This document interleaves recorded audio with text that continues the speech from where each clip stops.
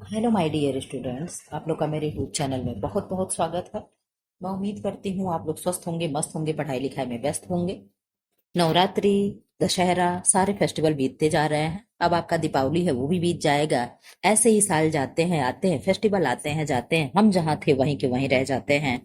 तो हम जहाँ हैं वहीं के वहीं ना रह जाएं, इसलिए हमें मेहनत करनी होती है। इसलिए हम पढ़ाई करते हैं, ताकि पढ़ाई करके किसी मुकाम पे पहुंच जाएं, नौकरी पा जाएं। फिर उसके बाद क्या करें, हम भी अच्छे से फेस्टिवल को सेलिब्रेट करें, सेलिब्रेट फेस्टिवल के जैसे सेलिब्रेट करें, ठीक है। यानी जिस तरीके से लोग मनाते हैं, अभाव में भी हम अपने जीवन ना जिए, इसलिए हम पढ़ाई करते हैं, ठीक है। आप लोग मेरे बातों से शायद सहमत होंगे, ठीक। फिलहाल आप लोग अपनी पढ़ाई लिखाई में व्यस्त हो जाओ। नहीं, ये सुनने को मिल रहा है कि दिसंबर में भी कोई एग्जाम नहीं होगा। हम कह रहे चलो नहीं दिसंबर में होगा, जनवरी फरवरी में होगा। फॉर्म भरा गया तो एग्जाम होगा ना। बस आप ये जान लेना कि 2027 में इलेक्शन है, और इलेक्शन से पहले एग्जाम इनको कंडक्ट कराना है, ठीक है। तो आज हम लोग क्या पढ़ेंगे, आज हम लोग अपने हैंड रिटन नोट से, मैंने देखा, देखो जो 800 क्वेश्चन है, 1100 समथिंग क्वेश्चन है। एक वीडियो ये और एक वीडियो और मैं सेकंड इसका एक एक और पार्ट ला करके, जो भी हो गया 7-8 पार्ट में, इसको मैं क्या करूँ सोच रहा हूँ, कंप्लीट कर दूं। जो भी चीजें हैं उसको बारी बारी से मैं सारी चीजें कंप्लीट कराने पे अब तुली हुई हूँ, ठीक है। जैसे आप लोगों ने देखा कि क्लास 10th का मैंने अरिहंत खत्म करा दिया, क्लास 9th का अरिहंत खत्म करा दिया, क्लास 9th का डिसेंट करा दिया। यादव यादव आईडी करके आती है, तो उन्होंने कहा कि मैम आपने करा दिया, तो जी हाँ मैं बिल्कुल करा चुकी हूँ। लेकिन मेरे पास एक एक मतलब क्लास की बुक के कई कई उसके पब्लिकेशन की बुक है, राजीव की है, अरिहंत की है, डिसेंट की है, फिर एनसीईआरटी की है, तो इसलिए कराने में थोड़ा सा वक्त लग रहा है, ठीक है। मैं धीरे धीरे करके आप लोग का सब कुछ कंप्लीट करा दूंगी, आप लोग बिल्कुल भी परेशान ना हो। आप लोग अब थ्योरी पढ़ने के लिए रेडी हो, ये सुन करके मुझे कल के क्लास में बहुत अच्छा लगा। कल मतलब 2 दिन पहले वाले क्लास में मुझे ये देख करके, 2 अक्टूबर वाले, ये देख करके मुझे बहुत खुशी हुई कि आप लोग क्लास को कर रहे हो, ठीक है। थ्योरी भी पढ़ने के लिए आप राजी हो। तो पहले मैं थ्योरी ले आऊंगी, कराऊंगी, फिर उसके बाद उससे लगा हुआ मैं आप लोग को क्वेश्चन करा दूंगी। आप लोग टेंशन ना लो। आप लोग का प्रॉपर मैं एग्जाम तक जिस तरीके से पेड क्लास में आप लोग थ्योरी और एमसीक्यू करते हो, मैं बिल्कुल भी पेड क्लास की तरह आप लोगों को पढ़ाऊंगी। आपको परेशान होने की जरूरत नहीं है, हम आपके साथ में है, तो टेंशन लेने की कोई बात नहीं है, ठीक है। बस आप लोग कमेंट करते रहो, शेयर करते रहो, लाइक करते रहो, ठीक है। कल क्लास को जहां तहां भी ग्रुप में शेयर कर दिया करो, ताकि ज्यादा से ज्यादा लोग देखे भाई हम मेहनत कर रहे हैं। आप लोग जानते हो मैं स्कूल में भी पढ़ाती हूँ, उसके अलावा समय निकाल करके आप लोग के लिए चीजें करती हूँ। तो भाई थोड़ा सा तो कुछ तो चाहिए ना, कि ये लगे कि हाँ वीडियो देखी जा रही है। क्या मैं यूं ही ऐसे कैमरे के सामने बैठ करके घंटा 2-2 घंटा बोलूंगी, तो ये थोड़ा सा अच्छा नहीं लगता है। इसलिए आप लोग क्लास को भी शेयर कर दिया करें। चले, मैं साइड से भी इसमें कुछ क्वेश्चन पूछा करूंगी, आप लोग मुझे प्रॉपर आंसर दीजिएगा, ठीक। फिलहाल आंसर करो, आंसर तो इसी में सुनते रहो बस, ठीक। अगर उंगली चले तो टाइप भी करते रहे। प्रबंधन की जड़ है, इस तरीके से अगर प्रश्न आ जाए कि प्रबंधन की जड़ है, तो क्या है, निर्णय लेना है। क्या है, निर्णय लेना। अब आप, मैं एक एक शब्द का आंसर पूछूंगी, आप बताना। आप बता दो मुझे कि मूल्य होते हैं, क्या बताएंगे आप, मूल्य होते हैं, कैसे होते हैं। अगर ऐसे बस एक शब्द में प्रश्न आ जाए कि मूल्य होते हैं, कैसे होंगे, आप बता दो मूल्य कैसे होंगे। तो आप कहोगे मूल्य अनिश्चित होगा। कैसा होगा, मूल्य अनिश्चित होगा। 1 सेकंड का आप लोग टाइम देते तो मैं पेन ला लेती, ठीक है। अनिश्चित होते हैं एंड अस्पष्ट होते हैं। कैसे होते हैं, अस्पष्ट होते हैं, ठीक। ये क्या है, ये हमारे मूल्य हैं। क्या है, ये हमारे मूल्य हैं। मैंने कहा ना, अभी हम आपको लेक्चर दे कि चोरी करना पाप है, ठीक। और फिर अगर आप एक बच्चे की माँ हो, या एक खुद की बेटी हो, आपकी माँ हो, ठीक है। अगर आपका बच्चा भूखा है और इधर आपकी माँ भूखी है, ठीक है। और आप जानते हो कि मेरे पास कुछ नहीं है, 1 रुपए नहीं, जीरो कुछ नहीं है, कि मुझे रोटी चुरा करके अपने माँ को खिलाना, पैसे चुरा करके अपने बच्चे को खिलाना है। मेरा बच्चा मर जाएगा भूखो, मैं तो मर जाऊंगी चलेगा, लेकिन मैं अपने माँ को नहीं मरने दूंगी, मैं अपने बच्चे को नहीं मरने दूंगी।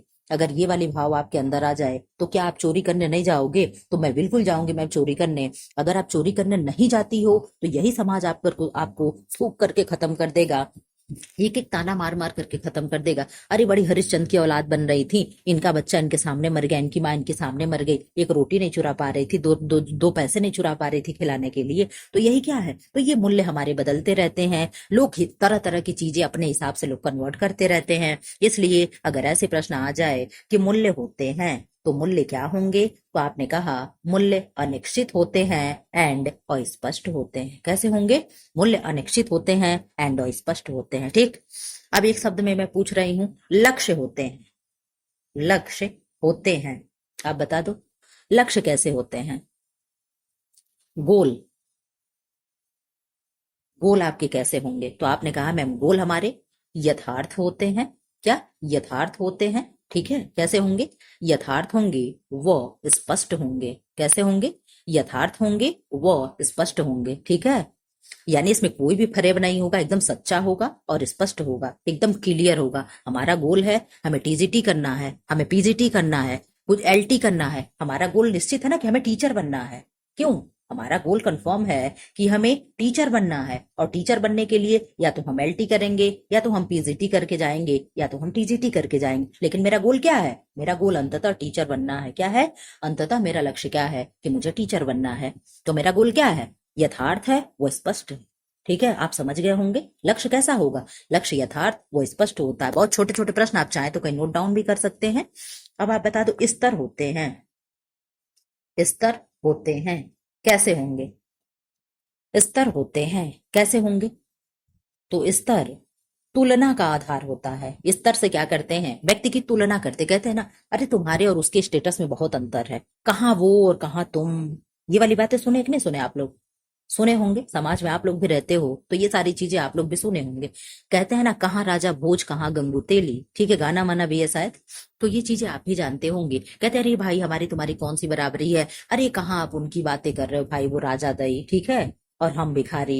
ये वाली बात हो जाती। तो स्तर क्या है? स्तर तुलना का आधार होता है। हम उनको देख करके अपनी तुलना करते हैं, ये क्या है? ये स्तर होगा। ठीक, तो मूल्य, लक्ष्य, स्तर, हम लोग तीनों पढ़ लिए कि नहीं पढ़ लिए? अब आप कहोगे मैम एक और मैं पूछ लूं कि मूल्य होते हैं, तो आपने बताया अनिश्चित और अस्पष्ट होंगे। लेकिन एक और भी है कि मूल्य व्यक्तिगत होते हैं। कैसे होंगे? मूल्य जो है व्यक्तिगत होते हैं। भाई ये हमारा पर्सनल डिसीजन है ना, कि मेरी माँ मर रही है, मुझे उसके लिए पैसे चुरा करके लाना, उसके लिए रोटी लाना है। ये क्या है? ये व्यक्तिगत होगा, पर्सनल होगा। ठीक है, इस तरीके से चीजें आपके सामने चल रही हैं, ऐसे ही हम लोग पढ़ते चलेंगे। ये जरूरी नहीं कि हर चीज आपके सामने क्वेश्चन ही पढ़ करके लाया जाए, नोट करके लाया जाए, तो आप मानोगे कि हाँ पढ़ाई हो रही है। ठीक है, अब यहाँ बता दो, डैम्पिंग आवश्यक है तो सूती एवं लीलन वस्त्र के लिए। किसके लिए? सूती एवं लीलन वस्त्र के लिए। अब इससे भी कुछ टेक्सटाइल से भी कुछ क्वेश्चन आप लोग बताओगे क्या? आप लोग बता दो, कॉटन अनुप्रस्थ काट में कैसा दिखेगा? जरा सा आप बताते चले कि कॉटन अनुप्रस्थ काट में कैसा दिखेगा। आपने कह दिया मैम कॉटन अनुप्रस्थ काट में लंबवत दिखेगा। कैसा दिखेगा? लंबवत दिखेगा। कैसा दिखेगा? लंबवत दिखेगा। अगर लीलेन के लिए मैं पूछ दूं कि लिनेन होता है ना, लिनेन, मैं बार बार लीलेन लिखती हूँ, ठीक, क्या होगा? लिलेन कैसा होगा अनुप्रस्थ काट में? जरा सा बता दो, लीलेन अनुप्रस्थ काट कैसा होगा? तो आपने कहा मैम लीलेन का अनुप्रस्थ काट कैसा होगा? तो बहुकोणीय होगा या पंचकोणीय होगा? क्या कहीं कहीं पंचकोण देता है और कहीं कहीं बहुकोणी देगा। तो बहुकोणी का मतलब ही हो गया कि भाई बहुत से कोण है। ठीक है, पंचकोण भी अगर हम बना रहे हैं, इस तरीके से हमने बनाया, 3 हो गया, 4 हो गया, ऐसे करके अगर इस तरीके से हमने बना दिया 1 2 3 4 5, तो क्या होगा? वो भी तो बहुत सारे कोण हो गए, या तो पंचकोण कह लो या तो बहुकोणी कह लो। ठीक है, अब आप किसका वो बता दोगे कि किसको काटने पे कैसा दिखेगा? लिलन का हो गया, सिल्क का बता दो, सिल्क का अनुप्रस्थ काट कैसा होगा? सिल्क का अनुप्रस्थ काट कैसा होगा? बता दें आंसर। तो आपने आंसर दे दिया मैम, ट्रायंगुलर होगा। कैसा होगा? त्रिकोणीय होगा। किसका आकार? तो सिल्क का। कैसा होगा? सिल्क का। ऊन का बता दो, ऊन का अनुप्रस्थ काट कैसा होगा? सबका अनुप्रस्थ पूछ रहे हैं, ऊन का अनुप्रस्थ काट कैसा होगा? ये चीजें मैं धीरे धीरे आप लोग का रिवाइज कर रही हूँ, ये दूसरे बार मैं किसी वीडियो में पूछ रही हूँ, ताकि ये सारी चीज आपका धीरे धीरे क्या हो, रिवाइज होते चले। ठीक, तो ऊन क्या होगा? आपने कहा मैम ऊन जो है ये भी बहुकोणीय होगा। कैसा होगा? बहुकोणीय होगा। कैसा होगा? बहुकोणीय होगा। ठीक है, क्या क्या बहुकोणीय है? सिल्क हो गया, सॉरी लीलेन हो गया और बुल हो गया, दोनों क्या है? बहुकोणीय होंगे। कैसे होंगे? बहुकोणीय होंगे। ठीक है, आप लोग बता दो, जरा सा बता देना, ऊन में कार्बन कितने प्रतिशत होगा? हाइड्रोजन कितने प्रतिशत होगा? नाइट्रोजन कितने प्रतिशत होगा? सल्फर कितने प्रतिशत होगा? एंड ऑक्सीजन कितने प्रतिशत होगा? इसका आप लोग फटाफट कमेंट दे दो, कमेंट बॉक्स में आंसर कर दें।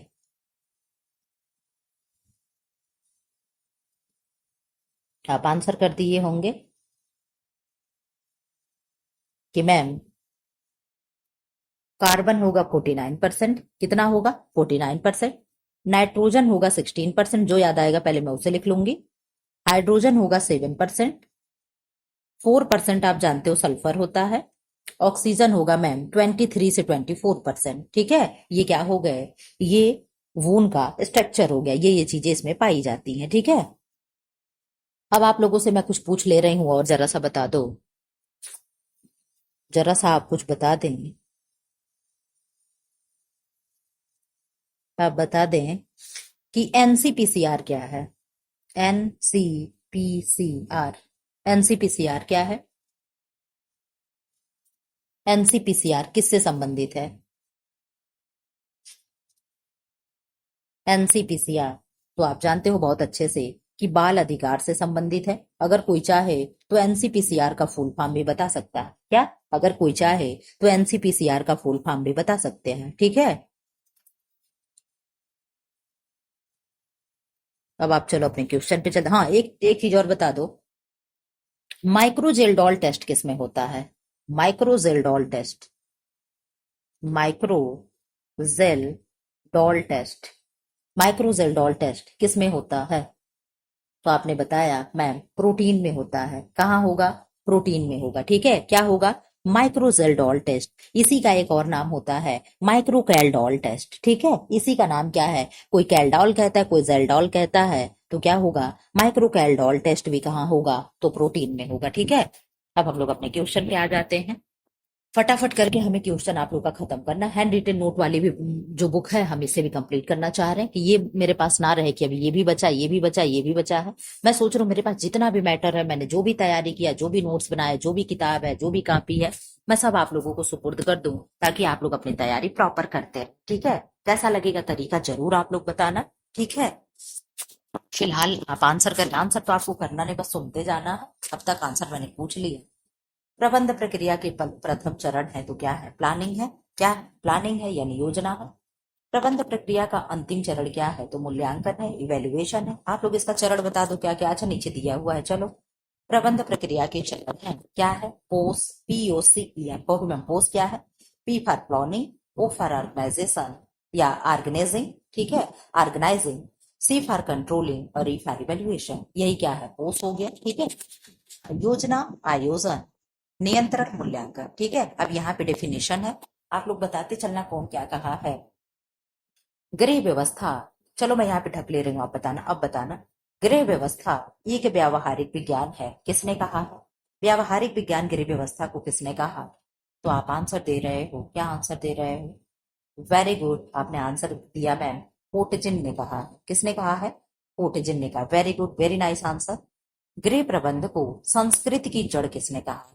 संस्कृत की जड़ किसने कहा है कि गृह प्रबंधन संस्कृत की जड़ है, ये किसने कहा है, बता दो। वेरी गुड, आपने आंसर कर दिया मैम, इरीन ओपेनहिम ने कहा है। किसने कहा है, इरीन ओपेनहिम ने कहा है। होम मैनेजमेंट से इतना डेफिनेशन आपको लर्न होना ही चाहिए, चाहे आप भले ही अलग से डेफिनेशन ना लर्न करो। ठीक है, यहीं से क्वेश्चन बन जाने हैं। गृह प्रबंध एक मानसिक प्रक्रिया है, मेंटल प्रोसेस किसने कहा है, आप बता दें कि मेंटल प्रोसेस किसने कहा है। मुझे आपके आंसर का इंतजार है। आपने आंसर कह दिया मैम, ग्रास एवं क्रैंडल। किसने किया है, किसने कहा है, ग्रास एंड क्रैंडल। ठीक है, किसने किया कहा है, ग्रास एवं क्रैंडल। ठीक, तो गृह प्रबंध एक मानसिक प्रक्रिया है, ये किसने कह दिया, तो आपने कहा मैम ग्रास एवं क्रैंडल। किसने कहा, ग्रास एवं cradle. Very good, very nice answer. गृह प्रबंध को बांध के समान किसने माना है, आप बता दें, बांध के समान किसने माना है। एक सेकंड, बांध के समान गृह प्रबंध को किसने माना, इसका आंसर करते। आपने आंसर कर दिया मैम, बांध से तुलना अगर किसी ने किया है तो किसने किया है, किसने किया है, देवदास ने। किसने किया है, देवदास ने। मुझे ही नहीं याद आ रहा था किसने किया है, तो देवदास ने। किसने किया, देवदास ने किया है। ठीक, एक सेकंड आप लोग देना, जरा सा मैं मोबाइल अपना फ्लैट लगाना चाह रही हूँ। ठीक है, किसी का प्रॉब्लम ना आ जाए, एक सेकंड। ठीक, चलिए अब बता दो। गृह, चलो यहाँ मैं आंसर ढकी ले रही हूँ। गृह प्रबंध क्रियाओं का चक्र है, एक्शन ऑफ साइकिल है, ये किसने कहा है। गृह प्रबंध यानी होम मैनेजमेंट क्रियाओं का चक्र है, यानी एक्शन ऑफ साइकिल है, ये किसने कहा। आप बहुत अच्छे से आंसर दे पा रहे हो, वेरी गुड। कि मैम लिचफील्ड ने कहा। किसने कहा है, लिचफील्ड ने कहा है। किसने कहा है? लिचफील्ड ने कहा है। ठीक है, इस तरीके से जो भी पढ़ो फिर अच्छे से पढ़ते चलो। लिचफील्ड ने 5 चरण दिए हैं, किसके? गृह प्रबंध के। एटीएस का टीका लगाया जाता है। एटीएस क्या है? Anti tetanus serum. क्या है? Anti tetanus serum. टिटनेस के रोकथाम के लिए। किसके लिए? टिटनेस के रोकथाम के लिए कौन सा टीका लगाया जाता है? एटीएस। अब टीएबी का टीका लगाते हैं टाइफाइड और पैराथायराइड में। किसमें लगाएंगे? टाइफाइड और पैराथायराइड। टाइफाइड में हरण विवाह होता है, नागा भील और गोंड में हरण विवाह होता है। ठीक है, हरण विवाह यानी लड़कियों को किडनैप करके। ठीक है, घरेलू हिंसा महिलाओं की सुरक्षा अधिनियम किस वर्ष पारित किया गया? अच्छा, मैं ऐसे ढक लिया करूंगी, आप आंसर करना तो जरा फटाक से। मैं ढक लिया करूंगी, आप आंसर कर देना। तो आपने आंसर कर दिया मैम 2005 में, और लागू हुआ 2006 में। कब? 2005 में, और लागू हुआ, लोगो लिख रहे हैं, लागू हुआ 2006 में। कब लागू हुआ? 2006 में। 2005 और 6 और किसके साथ जाता है? तो आपने कहा मैम नरेगा एंड मनरेगा के साथ में भी ये 2005 और 6 का सब जाता है।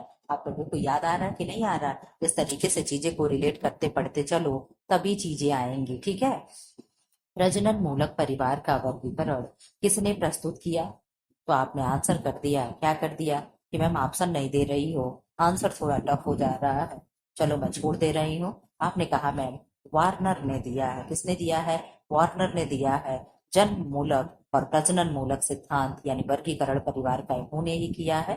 ठीक है, इस तरीके से भी मैं कर सकती हूँ। ठीक है, देख लो, मातृ सत्तात्मक परिवार का प्रचलन मुख्यतः दिखाई देता है। वो कहाँ दिखाई देता है? नायर, खासी और गारो जनजातियों में मातृसत्तात्मक परिवार दिखाई देता है। मातृसत्तात्मक का मतलब क्या हुआ? जैसे हम लोग के घर में हमारे दादा मालिक होते हैं, पापा मालिक होते हैं, ऐसे वहां पे महिलाएं मालिक होती हैं। जैसे आप लोगों ने इतिहास में भी सुना होगा, पता नहीं क्या था, सात कौड़ी पुत्र कौन से थे इतिहास में? देखो याद नहीं आ रहा, पता नहीं कौन से सात कौड़ी करके, तो अपने माता का नाम आगे लगाते थे, तब अपना नाम लगाते थे। ठीक है, एकीकृत बाल विकास योजना जिन्हें हम आईसीडीएस कहते हैं। आईसीडीएस का फुल फॉर्म क्या होगा? आप लोग कमेंट बॉक्स में कमेंट कर दो। ये कैसी योजना है? तो केंद्र प्रायोजित योजना है। पूछा जाता है ना कि ये किस सरकार की योजना है, केंद्र की है कि स्टेट गवर्नमेंट की है? तो आंसर है कि ये एकीकृत बाल विकास योजना यानी आईसीडीएस केंद्र प्रायोजित योजना है, यानी केंद्र सरकार द्वारा ये क्या होता है? योजना चलता है। इसका पूरा नाम क्या है? Very good, very nice answer. आपने आंसर कर दिया, इंटीग्रेटेड चाइल्ड डेवलपमेंट स्कीम। क्या होगा?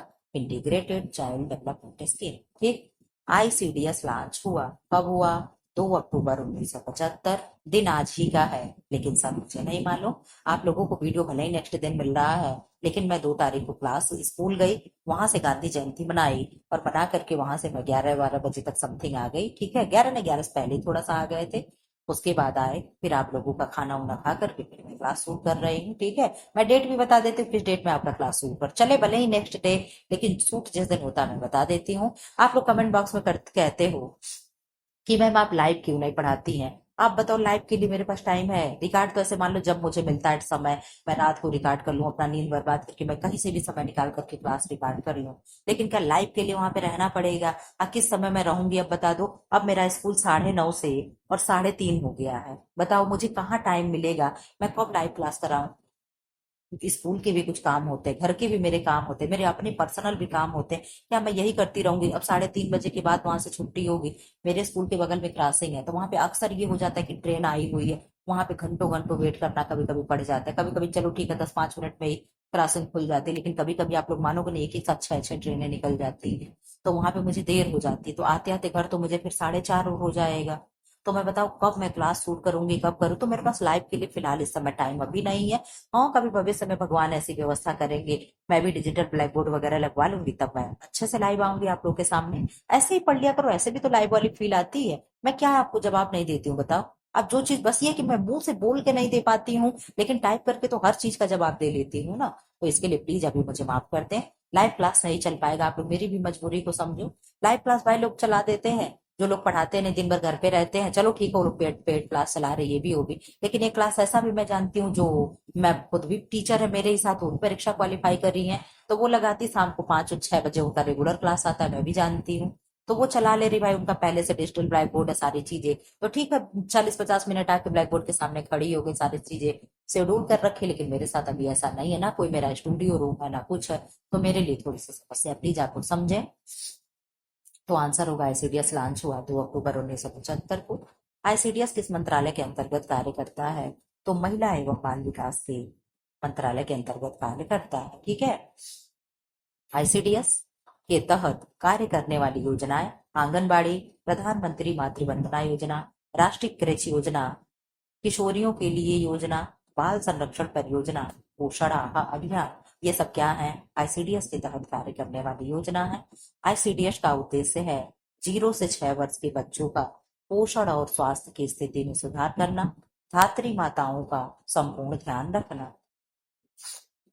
आईजीई इम्यूनोग्लोब्युलिन शिशुओं में किसके लिए जिम्मेदार है? ये कहाँ पाया जाता है? तो मदर मिल्क। कहाँ? MOTHER, मदर की AR, MOTHER, ER होगा ना, ER होगा मदर, और मिल्क में, ठीक है, क्या होगा? मदर मिल्क, ठीक है। कहाँ पाया जाता है? मदर मिल्क में। ये करता क्या है? एलर्जी के लिए जिम्मेदार होता है, ठीक है। क्या होगा? एलर्जी के लिए जिम्मेदार होगा। ज्वर को कम करने के लिए दिया जाता है, क्या दिया जाता है? एंटीपायरेटिक्स। दर्द कम करने में भी दिया जाता है, ठीक है। ज्वर में और दर्द कम करने में भी ये दवा दी जाती है। ये कुछ दवाएं हैं जो हम लोग के एग्जाम में पूछ लिए जाते हैं, ठीक है। आप लोग PYQ कहीं उठा करके देखना, कहीं ना कहीं आपको ये सब दवा मिल जाएंगी। तो ये एक दो जो भी दवा है इसको आप लोग पढ़ लेना। ट्रैंक्विलाइजर दवा दी जाती है, शांतिदायक दवा है। कैसी दवा है? शांतिदायक दवा है। निश्चेतक दवा है, तो अनेस्थेटिक है। क्या है? अनेस्थेटिक है। एंटी हिस्टामिन्स दवा दी जाती है एलर्जी में। किसमें? एलर्जी में। प्लेग के उपचार में दी जाती है क्या? स्ट्रेप्टोमाइसिन। क्या दिया जाता है? स्ट्रेप्टोमाइसिन दिया जाता है। सामान्य मनुष्य में ब्लड के प्रति 100 क्यूब में हीमोग्लोबिन की मात्रा होती है। सब लोग कहते हैं ना कि व्यक्ति के शरीर में खून कम हो गया, तो खून कम नहीं होता, खून उतना ही रहता है, उसमें हीमोग्लोबिन की मात्रा कम हो जाती है, ठीक है। हीमोग्लोबिन का जो मात्रा है 14-15% है, यही कम हो जाता है, ठीक है। तो क्या होगा? 14 से 15.6 ग्राम हीमोग्लोबिन यानी HB पर 100 क्यूबिक का ब्लड। अंतःस्रावी ग्रंथि यानी एंडोक्राइन ग्लैंड जो हार्मोन का श्रावण करती है। अंतःस्रावी ग्रंथ है जो किसका श्रावण करेगी? जो हार्मोन का श्रावण करती है। तो पीयूष ग्रंथि, pineal, hypothalamus, thyroid, parathyroid, thymus और एड्रिनल, पेनक्रियाज जो हार्मोन और एंजाइम दोनों निकालता है, इसलिए इसे हम क्या कहते हैं? मिक्स्ड ग्लैंड कहते हैं। किसको? पेनक्रियाज को, यानी अग्नाशय को। ये सब क्या है? ये सब अंतःस्रावी ग्रंथि है। कौन सी? अंतःस्रावी ग्रंथि है। कौन कौन? यहाँ पे नाम लिखा हुआ है। पीयूष यानी पिट्यूटरी ग्लैंड, पीनियल का या pineal, hypothalamus, thyroid, parathyroid, thymus और एड्रिनल, पेनक्रियाज। ये सब कैसी ग्रंथियां हैं? तो अंतःस्रावी ग्रंथियां हैं। बहुऔषधि चिकित्सा किसके संक्रमण के लिए है? तो कोढ़ के लिए। किसके लिए? कोढ़ के लिए, यानी कुष्ठ के लिए, कुष्ठ रोग के लिए। कुष्ठ रोग को इंग्लिश में क्या कहते हैं? आपने कहा मैम, लेप्रोसी कहते हैं। क्या कहेंगे? लेप्रोसी कहते हैं। तो लेप्रोसी में कि कौन सा बैक्टीरिया जिम्मेदार होगा या कौन सा वायरस जिम्मेदार होगा? तो आपने कहा मैम, माइकोबैक्टीरियम लेप्री। क्या होगा? माइकोबैक्टीरियम, लास्ट में लेप्री दे देता है उसी से, इसीलिए मैं आपको इंग्लिश वाला नाम याद कराती हूँ कि कुष्ठ रोग का इंग्लिश में अगर आप नाम जान लोगे तो उसके वायरस का नाम आप जान लोगे। तो या बैक्टीरिया का, बैक्टीरिया जनित है ना, क्या है? माइकोबैक्टीरियम, हाँ ठीक, बैक्टीरिया ही है, बैक्टीरिया जनित रोग है। तो माइकोबैक्टीरियम लेप्री नामक बैक्टीरिया से यह रोग फैलता है, ठीक है। MDT का टीका लगाते हैं। अब आप बता दो BMD टेस्ट किस में करते हैं, और इसका फुल फॉर्म भी आपको बताना है। आप बता दें। तो MDT का टीका लगाते हैं टीबी एंड कुष्ठ रोग में लगाते हैं। भोजन के किस अवयव को सकल कैलोरीफिक मान सर्वाधिक होता है? यानी भोजन में हम फैट खा रहे हैं, सीएचओ खा रहे हैं, प्रोटीन खा रहे हैं, उसमें सबका सकल सबसे ज्यादा सकल कैलोरीफिक मान किसका होगा? तो आपने कहा फैट का होगा। प्रति ग्राम ऊर्जा की दृष्टि से 9.2 कैलोरी। कितना? 9.2 कैलोरी। सॉरी, आपने आंसर कर दिया, very good, very nice answer आपने कर दिया मैम। बोन मिनरल डेंसिटी क्या है? बोन मिनरल डेंसिटी बीएमडी का फुल फॉर्म है। और ये किसमें होता है मैम? बीएमडी टेस्ट किसमें होता है? हड्डियों की जांच के लिए किया जाता है। कौन सा रोग होता है तो बीएमडी टेस्ट करते हैं जी? मैं ही भूल गई पूछते पूछते। जरा आप लोग कमेंट बॉक्स में करना तो मैं पढ़ करके देख लूंगी। बीएमडी टेस्ट अभी इस समय मेरे दिमाग में बिल्कुल भी नहीं है किस लिए करते, मैंने पूछा तो था लेकिन अभी सडनली गायब हो गया। चलो ठीक है, याद आएगा तो आपको बता देना, मैं देख लूंगी, ठीक है। इधर आजा। संतुलित आहार में भोजन के किस अवयव से अधिकतम ऊर्जा प्राप्त होती है? तो सीएचओ से। 60% सीएचओ, 20 से 30% फैट एंड 10 से 15% प्रोटीन हमें अपने भोजन में लेना चाहिए। कितना कितना परसेंट? 60% सीएचओ, 20 से 30% फैट और 10 से 15% प्रोटीन हमें लेना चाहिए। भोजन में ऊर्जा का सबसे संकेंद्रित रूप है तो कार्बोज यानी सीएचओ। आप लोग मेरे हैंड रिटन नोट्स में अगर कहीं भी प्रॉब्लम हो तो आप लोग जरूर कमेंट बॉक्स में कमेंट कर देना। मैं हर वीडियो में कहती हूँ, क्यों? क्योंकि इंसान से गलती हो सकती है, मुझसे लिखने में हो सकता है गलती हो जाए, इसलिए आप जो भी गलत हो, कहीं भी कोई पॉइंट मिले, आप जरूर बता दोगे कि मैम इस क्वेश्चन नंबर में यहाँ गलती था, आपसे ये है, सुधार लीजिएगा, ठीक है। क्यों? क्योंकि मैं सोचती हूँ ये नोट्स मेरा गलत ना हो, ठीक। कभी आप लोग कहोगे तो मैं देखूंगी, ठीक है, पहले अपना सही कर लूंगी। बीएमआई है, बीएमआई का फुल फॉर्म क्या होगा? तो बॉडी मास इंडेक्स होगा। बीएमआई क्या है? तो शरीर का भार यानी केजी में, शरीर की लंबाई मीटर स्क्वायर में। तो इस तरीके से चेक करेंगे, बीएमआई बराबर वेट प्लस लंबाई स्क्वायर में कितना जो भी निकलेगा ये हो जाएगा बीएमआई, ठीक है। बीएमआई निकालने पहले मुझे आता था, अब मैं जब सीखूंगी तब आएगा, मैं भूल चुकी हूँ। ऊर्जा मापने की विधि है तो कैलोरीमेट्री है। क्या है? कैलोरीमेट्री है।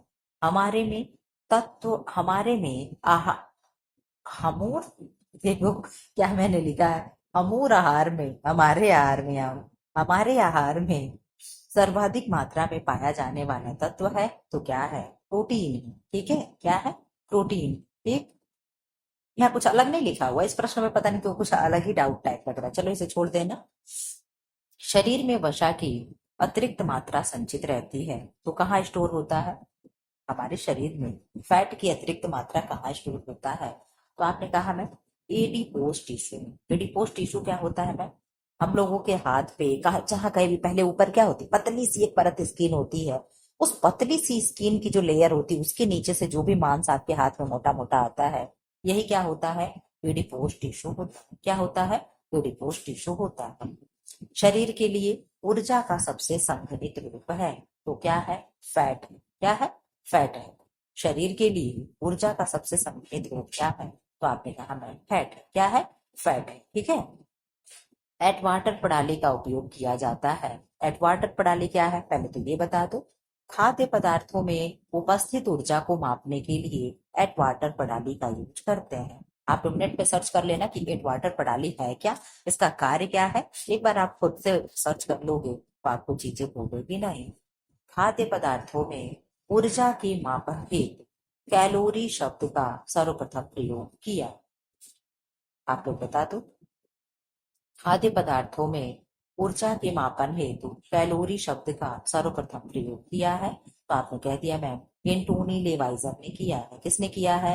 एंटोनी लेवाइजर ने किया है। यहाँ आ जाओ आप लोग। मानव शरीर द्वारा ग्रहण किए गए भोजन में उपस्थित पोषक तत्वों की अवशोषण की मात्रा है तो सीएचओ 97%, यानी जो भी हम खा रहे हैं, ये पीछे दिया था ना 60% सीएचओ, 20 से कितना परसेंट दिया था, 30% फैट, ठीक, और 10 से 15% प्रोटीन, यही पीछे दिया था ना। तो ये हम इतना ले रहे हैं तो कितना हमारा शरीर एब्जॉर्ब कर रहा है, कितना अवशोषण हो रहा है, ये प्रश्न पूछना चाह रहा है।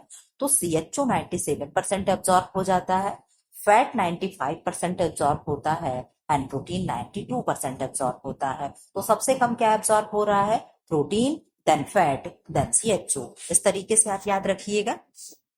भोजन में पोषक तत्वों की अवशोषित ऊर्जा की मात्रा पाई जाती है।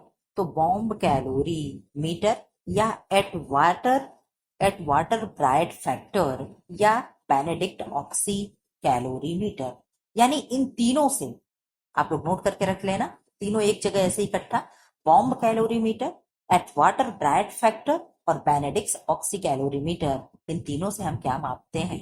तो भोजन में पोषक तत्वों से अवशोषित ऊर्जा की मात्रा को हम मापते हैं। ठीक है। भारी शरीर वाले व्यक्तियों की बीएमआर दर, बीएमआर को हिंदी में क्या कहते हैं? आधारीय चयापचय। इंग्लिश में आप लोग हमें बताओगे कि बीएमआर का फुल फॉर्म क्या है। ठीक है, आप लोग बता दो फुल फॉर्म क्या होगा। तो क्यों करते हैं? हल्के शरीर की तुलना में अधिक होगी बीएमआर। देखो, मोटे व्यक्तियों में अधिक होगी, ज्यादा एक्टिव व्यक्तियों में अधिक होगी, सो रहे हो तो बीएमआर कम हो जाएगा, दौड़ रहे हो बीएमआर अधिक हो जाएगा, जितना क्रियाशील व्यक्ति है उसके में बीएमआर की दर क्या होगी? हाई रहेगी। ठीक है, ये सारी चीजें आपको याद रख लेना है, तब आपसे क्वेश्चन बनेंगे। जब आपके पास थ्योरी हो, मैं कहती हूँ हमेशा जब भी तैयारी करो तो बाल्टी में पानी के समान करो। हमारे पास एक बाल्टी का पानी रहेगा तो उसमें से लोटा, गिलास, चम्मच हमें जिसमें भी लेना हो हम ले लेंगे, लेकिन जब हम चम्मच में पानी लेकर के निकलेंगे, जहां गिलास भर के पानी का काम आएगा वहां मैं जीरो हो जाऊंगी। इसलिए मैं कहती हूँ जब भी आप पढ़ाई करो तो उस बाल्टी में भरे हुए पानी के समान आपकी तैयारी होनी चाहिए, तभी आपसे कुछ परीक्षा निकलेगा। क्योंकि आप बहुत अच्छे से जानते हो एक सीट पे 123, 24, 25, 175, 200 समथिंग क्या है, आप लोगों को फाइट करने की जरूरत है। जब आप 199 बच्चों को पीछे पीछे कर पाओगे तब आपको एक सीट मिलेगी। क्या आपके अंदर वो काबिलियत है कि आप 199 बच्चों को पीछे कर पाओ? आप कमेंट बॉक्स में आंसर करते हो, सारे बच्चे एक से एक आंसर करते हैं, चाहे विभा जी हुई, मोनी जी हुई, सुरेखा जी हुई, ज्ञानेश्वरी जी हुई, और सारे लोग जो भी हैं, जो भी बच्चे कमेंट बॉक्स में आंसर करते हैं, विवेक है, यादव यादव आईडी करके आ रही है, ये सारे बच्चे कमेंट बॉक्स में क्या आंसर कोई ऐसा है कि जो कमजोर करता? हाँ, वो गलत अलग चीज है कि हड़बड़ी तड़बड़ी में कोई क्वेश्चन गलत निकल जाता हो, नहीं तो मुझे नहीं लगता कि सारे बच्चे, मुझको लगता है सब एक जैसे टक्कर देने वाले हैं, कोई थोड़ा सा ज्यादा है, कोई थोड़ा सा कम है, ये सारी चीजें हैं। तो जब आपकी तैयारी है कि आपके पास विशेष क्या है, आपको क्या उनसे कुछ अलग आ रहा है, तो जिनको किसी से भी एक लाइन अलग आ रहा होगा वही परीक्षा क्वालिफाई करेगा। ठीक है, चलो फिलहाल इसका आंसर करें। हल्के शरीर वाले व्यक्तियों की प्रति इकाई शरीर भार यानी बीएमआर दर क्या होगी? अधिक होती है। ठीक, हल्के शरीर वाले व्यक्तियों की प्रति इकाई शरीर भार यानी बीएमआर दर क्या होगी? सबसे अधिक होती है। एक औसत भारतीय व्यक्ति का बीएमआर दर कितना होगा? बीएमआर दर है, एक औसत भारतीय व्यक्ति का बीएमआर दर है, ये देख लो जरा सा मैं क्या लिखी हूँ, ये क्वेश्चन गलत आप लोग मान लेना, 7500 से 1900 कैलोरी, और यहाँ प्रश्न बीएमआर का है, तो यहाँ पे हो सकता है ये चीजें गलत हो। यहाँ पे मुझे नहीं समझ में आ रहा है कि ये चीजें क्या है। आई थिंक आप लोग को समझ में आया तो पढ़ लेना, नहीं तो मुझे नहीं समझ में आ रहा है। ठीक है, हो सकता है कहीं का कहीं प्रश्न लिख दिया गया हो। मासिक चक्र का समय कहलाता है तो रजोदर्शन कहलाएगा। क्या होगा? रजोदर्शन कहलाएगा। अंगूर, संतरा, अनानास आदि से बनाए गए स्क्वैश परिरक्षित किया जाता है। स्क्वैश यानी अगर हम इसका बना रहे, जैम जेली बना रहे हैं, तो उसको हम परिरक्षित करने के लिए हम उसमें क्या मिलाएंगे? तो आपने कहा मैम पोटेशियम मेटाबाइसल्फाइड, जो एंटीऑक्सीडेंट का कार्य करता है। आप कहोगे मैम इन फ्रूट का नाम लिखा है, अंगूर हो गया, संतरा हो गया, अनानास हो गया, केवल इन्हीं का? तो आप लोग यहाँ पे देख रहे हो इन तीनों का नाम लिखा है। इन तीनों के लिए आप याद कर लेना, इन तीनों का अगर स्क्वैश बना रहे हो तो इसको प्रिजर्व करने के लिए, परिरक्षित करने के लिए हम क्या मिलाएंगे? तो पोटेशियम मेटाबाइसल्फाइड मिलाएंगे। क्या मिलाएंगे? पोटेशियम मेटाबाइसल्फाइड मिलाएंगे।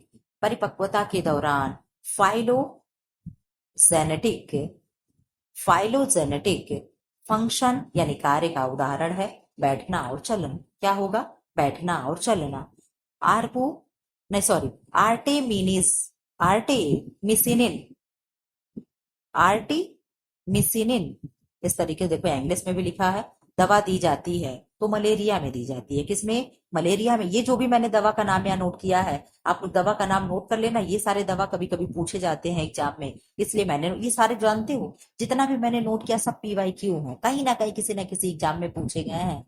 जब मैं तैयारी कर रही थी तो मैं ये सारी चीजें प्रश्न अपना खुद पढ़ती थी और उसका आंसर मैं खुद लिखने की कोशिश करती थी, बाद में मिलाती थी कि हाँ मैंने सही लिखा कि नहीं लिखा। इस तरीके से मैं तैयारी करती थी, वही मैंने नोट करके रखी हूँ। कहीं ऐसा नहीं कि अपने घर के यूज के लिए मैंने दवा नोट कर रखा है, ठीक है।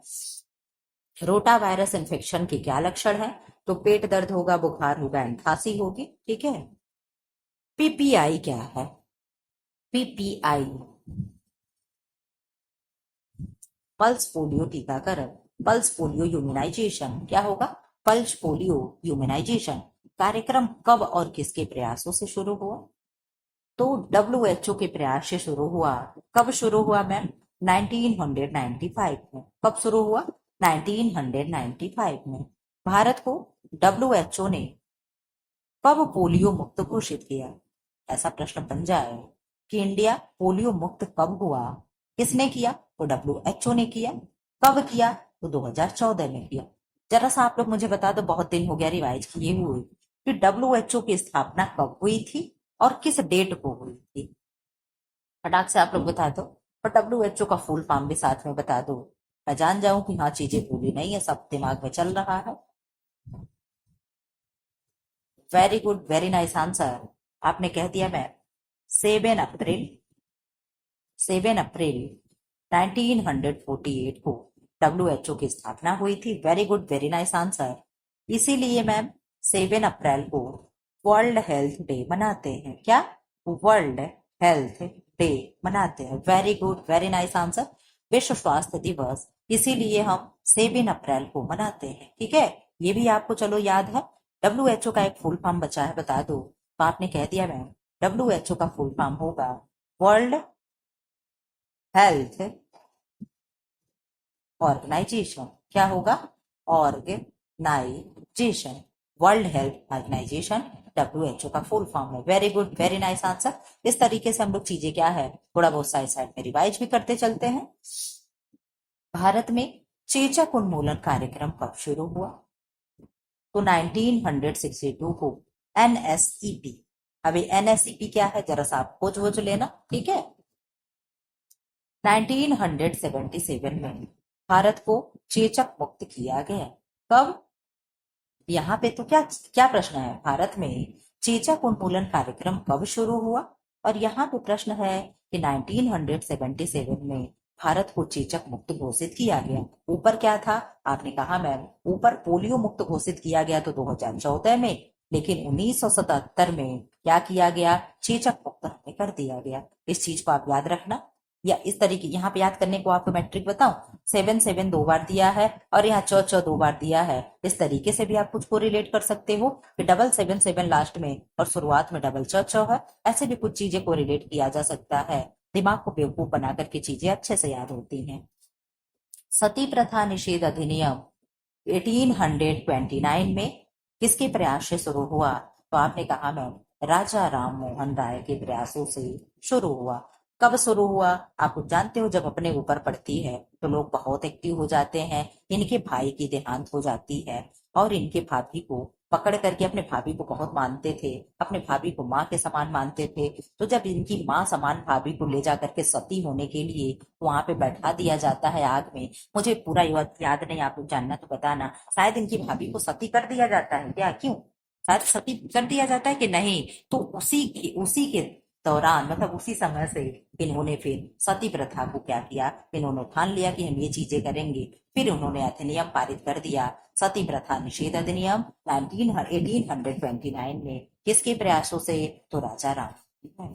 ठीक, यहाँ बता दो आप लोग 1857 हिंदू विधवा पुनर्विवाह अधिनियम ईश्वर चंद विद्यासागर जी के प्रयास है। मैं हमेशा बताती हूँ कि विधवाओं के कौन है, तो आपने कहा मैम ईश्वर है। कौन है? विधवाओं के कौन है? तो विश्व विधवाओं के मैम ईश्वर होते हैं। हिंदू बीडो रीमैरिज एसोसिएशन एसोसिएशन इन्होंने एक संस्था भी बनाई थी, या एक्ट इन्होंने क्या किया पारित करके इन्होंने बाल विवाह, अरे पुनर्विवाह को रोका था। अरे सॉरी, पुनर्विवाह को प्रोत्साहित किया था, ठीक है। विधवा पुनर्विवाह, ठीक है, ऐसे थोड़ा पुनर्विवाह हो जाएगा। तो इन्होंने क्या किया था, विधवा पुनर्विवाह को इन्होंने बढ़ावा दिया था कि कम उम्र में पहले बच्चियों की शादी हो जाती थी, इतनी लाइफ कैसे काटेंगी गुजारेंगी, तो वो क्या है कि उनकी दूसरी शादी हो जाए और वो अपना लाइफ आगे इजी गोइंग जी सके। तो ये किसने किया? आप कह रहे हो कि मैम बिना ईश्वर के ये कौन कर सकता है, हम मनुष्यों के हाथ में है क्या? तो ये चीजें हैं, ठीक। पहले जमाने में जब बाल विवाह होता था, बहुत जल्दी जल्दी छोटे छोटे गोद में लेकर के बच्चों की शादी हो जाती थी, और भाई किसकी कौन जानता है कितनी एज लिखी है। अब पूरी लाइफ उनको ऐसे जीवन व्यतीत करना पड़ता था, सिर मुड़ा देते थे सब, न जाने क्या क्या उल्टा सीधा खाने के लिए देते थे, किसी के सामने नहीं पड़ना, नंगे पांव चलना। उस मूवी में नहीं दिखा था, कौन सी एक मूवी है याद नहीं आती है, ठीक। बहुत अच्छा उसमें गाना है, भंवरे ने खिलाया फूल फूल, ठीक है, वही वाली। उस तरीके से जिंदगी क्या है, फिल्म हमारे समाज से ही बनाई जाती है, ठीक है। बस ये कि थोड़ा सा उसमें मिर्च मसाला ज्यादा लगा देते हैं, बस इतना ही होता है, ठीक। 1954 में क्या हुआ था, विशेष विवाह अधिनियम पारित हुआ था। 2006 में महिला संरक्षण अधिनियम घरेलू हिंसा के खिलाफ लागू हुआ था, बना था 2005 में, ठीक है, यानी एक्ट आया था 2005 में और लागू हुआ था 2006 में। इस तरीके से चीजें आप पढ़ते चलो। दहेज निषेध अधिनियम 1961, ठीक है, संशोधन 1984 में, लागू 1985 में, जुर्माना 10,000, सजा 2 वर्ष जेल, पुनः संशोधन, जुर्माना 15,000, सजा 5 वर्ष। आप कहोगे मैम ये सब क्या लिखी है? ये लिखे ये है कि दहेज अगर आप लेते पकड़े जाते हो तो ये कानून है, आप देख लेना, ठीक है, कि जो दहेज दे रहा है जो दहेज ले रहा है। खैर ये तो सब मैम कहने की बातें हैं, दहेज तो आज भी चलता है, पूरा बढ़िया खासा चलता है, अच्छा खासा चलता है, ठीक है। कि लोग एक से एक डिमांड कर रहे हैं कि फ्लैट चाहिए तो गाड़ी चाहिए तो बंगला चाहिए, ठीक। तो ये सारी चीजें हैं, ठीक।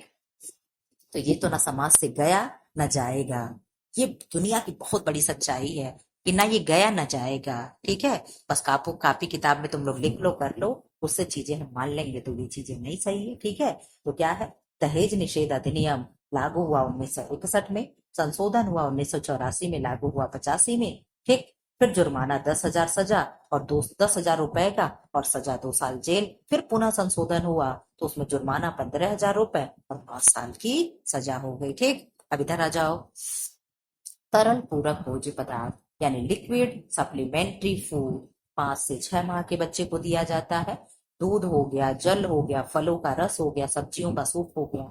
आप लोग बहुत अच्छे से जान रहे हो कि जब बच्चों को जब बीनिंग कराई जाती है, फीडिंग कराई जाती है, तो उस समय क्या होता है, बच्चे की बीनिंग वाली प्रक्रिया भी शुरू हो जाती है कि बच्चा खाना वाना खाएगा थोड़ा बहुत, लेकिन खाना नहीं, दाल का पानी मानी, धीरे धीरे दूध और बाहर की चीजें थोड़ी थोड़ी खिलाई जाने लगती है। क्यों? क्योंकि बच्चा माँ के दूध पे अब डिपेंड रहने वाला नहीं है, बच्चा बढ़ते जा रहा है, धीरे धीरे धीरे पूरे प्रक्रिया साल भर तक ले जाई जाती है। साल भर फिर 13-14 महीने तक क्या होता है, बच्चे की दूध पीना छुड़ा दिया जाता है, ठीक है।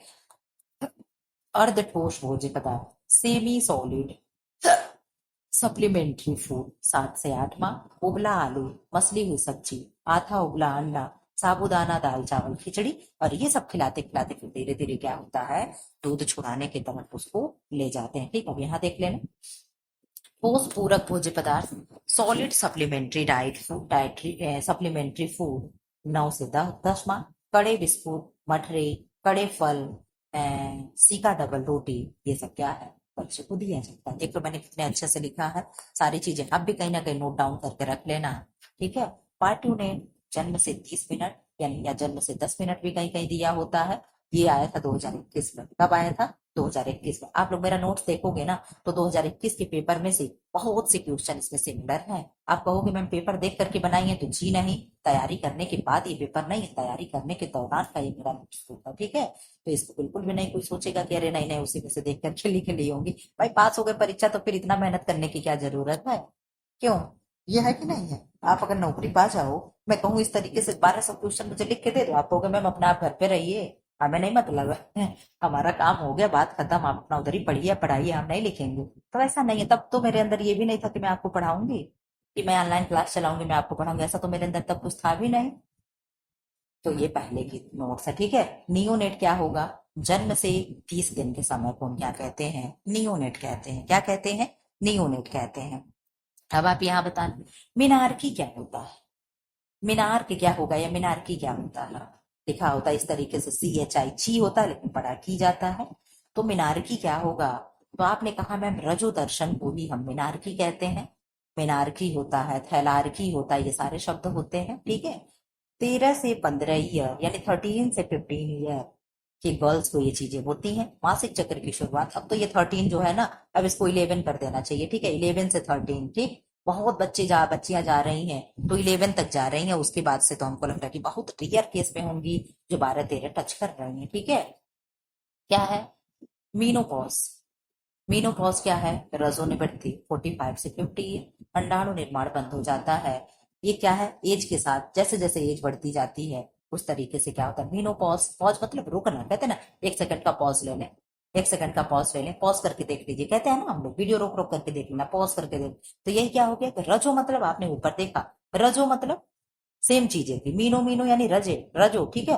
दर्शन मतलब कि आ गया तो हमने दर्शन कर लिया, ठीक है। तो क्या हो गया? मीनार की हो गया, रजो दर्शन हो गया। और मीनो पॉज हो गया यानी चीजें क्या हो गई? पॉज हो गई, रुक गई, ठीक है। तो क्या हो गया? सेवानिवृत्ति। आप लोग सुनते हो ना, जो कोई नौकरी कर रहा होता है, रिटायर हो जाते तो उनको कहते हैं अरे सेवानिवृत्त हो चुके हैं। आप लोग सुने होंगे कि सेवानिवृत्त हो चुके हैं यानी अपने सेवा से निवृत्त हो चुके हैं। तो इसी तरीके से मीनो पॉज होगा कि अरे सॉरी, हाँ मीनो पॉज होगा, रजो निवृत्ति होगी। क्या होगी? रजो निवृत्ति होगी यानी क्या होगा? रजो से वो निवृत्त हो चुके हैं, अब ये चीज हो चुकी है, ये चीजें नहीं, ठीक है। तो ये इस तरीके से आप याद कर देना। अब यहाँ क्या है? क्या है? Andro andropause. अब कहोगे मैं एंड्रोपॉज क्या है? तो पुरुषों में शुक्राणु का बनना बंद हो जाना 55 से 60 ही है। जिस तरीके से महिलाओं में मेनोपॉज हो जा रहा है उसी तरीके से पुरुषों में 55 से 60 ईयर में क्या होता है? ये चीजें हो जाती है। एंड्रोपॉज जिसे कहते हैं, क्या कहेंगे? एंड्रोपॉज कहते हैं, ठीक है। अब यहाँ कुछ परिभाषा दिया हुआ है निर्णय से रिलेटेड, आप लोग इन परिभाषाओं को नोट कर लेना। निर्णय वह कार्य है जिसे प्रबंधन किसी निष्कर्ष तक पहुंचने के लिए करता है। किसने कहा है? तो एलन महोदय ने कहा है। किसने कहा है? एलन ने कहा है। निर्णय प्रबंधन का हृदय है। किसने कहा है? ग्राश एवं फ्रेंडल ने कहा। ये सारे परिभाषा आप लोग नोट करके रख लेना, मैं छोटे छोटे परिभाषा लिखी हूँ, इन सब में से ही परिभाषा बन जाएंगे, ठीक है। आपको कहीं अलग से पढ़ने की जरूरत नहीं होगा। लास्ट में मैं डेफिनेशन आप लोगों को करा दूंगी, कुछ 30, 40, 65, 45 मेरे पास डेफिनेशन, मैं वो भी करा दूंगी, आप बिल्कुल भी परेशान ना हो। बस धैर्य बना करके पढ़ते चलो, अभी आप लोग के पास अब मान लो टाइम ही टाइम है, ठीक है। निर्णय प्रबंधन की सबसे छोटी इकाई क्या है? तो परमाणु है। यानी किसने कहा है? बेटन ने कहा। किसने कहा है? बेटन ने कहा। क्या कहा है? निर्णय प्रबंधन की सबसे छोटी इकाई परमाणु है। किसने कहा है? बेटन ने। ठीक है। क्या किया जाना है का अग्रिम निर्धारण है, ये किसने कहा है? थियो हैमन ने कहा। किसने कहा है? थियो हैमन ने कहा। उत्प्रेरक तत्वों को प्रदर्शित करते हैं ट्रायंगल। कौन करेंगे? ट्रायंगल। अब यहीं पे मैं आप लोग से कुछ पूछ लूँ, तो वो कौन सा होता है जी, मुझे याद ही नहीं आ रहा वो। अरे भाई, वर्क सिंप्लीफिकेशन में, ठीक है, वहां पे मैं आप लोगों को कुछ ट्रायंगल पूछ ले रही हूँ, आप बताना ये ट्रायंगल क्या दर्शाएगा, इस तरीके से क्या दर्शाएगा, वृत्त क्या दर्शाएगा।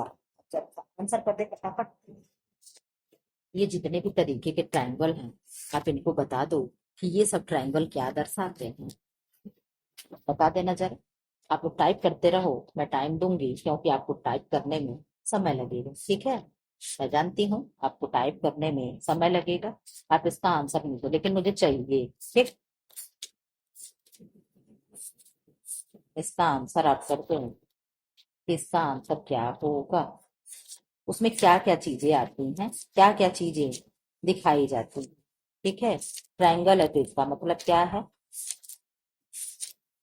आप आंसर करें कि ट्रायंगल है तो इसका मतलब क्या है। उस तरीके से सर्कल बना है तो क्या है, ये सारी चीजें कहाँ है, तो आप बहुत अच्छे से जानते हो कि मैम ये सारी चीजें कहाँ है, वर्क सिंप्लीफिकेशन है। कहाँ है?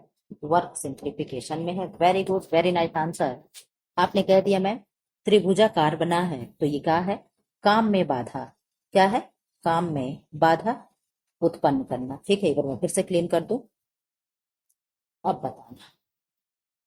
इस तरीके से छोटा वृत्त है तो क्या दर्शाएगा, बड़ा वृत्त है तो क्या दर्शाएगा, इस तरीके से है तो क्या दर्शाएगा, ट्रायंगल है तो क्या होगा, फिर इस तरीके से ऐसे है तो क्या होगा। आप जरा सा सबका फटाफट बता दो। ये प्रोसेस चार्ट में आता है, किसमें? प्रोसेस चार्ट में।